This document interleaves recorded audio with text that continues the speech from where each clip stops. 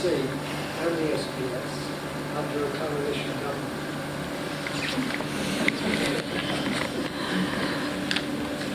If they did. ABC got a really good package last 18 months. SBS didn't. There was a golden opportunity at the same time for SBS to get some money. They nearly had it.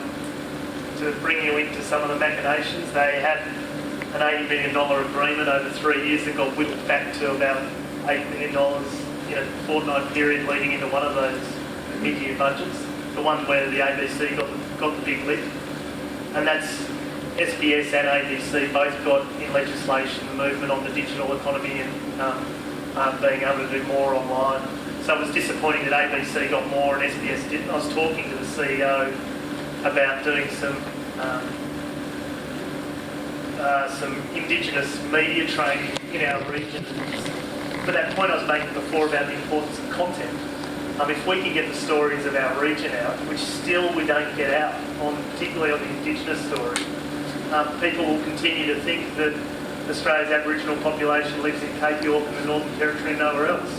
So I was having this ongoing conversation with him. He was up for it if he could get the money to cover, because they've taken on NITV, so National Indigenous Television, to cover this window from basically Sydney to Rockhampton with some journalists, which is where the majority of the Aboriginal population in Australia lives. Please never forget that when you see images on TV of outback towns in Aboriginal stories.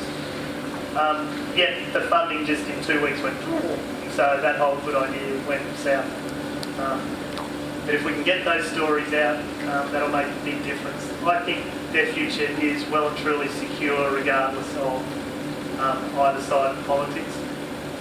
I think there's some nervousness around the edges as to things like advertising, things like greater private involvement, editorial decision making. We can all argue the toss on all of those, but I'd be very surprised if either of the majors did anything other than lock in hard to support both. Because for those reasons I talked about before, there are so many moving parts in the media landscape at the moment. Having the stability of a public broadcaster to provide a platform for Australian content as a very minimum, I think is really important. Yeah.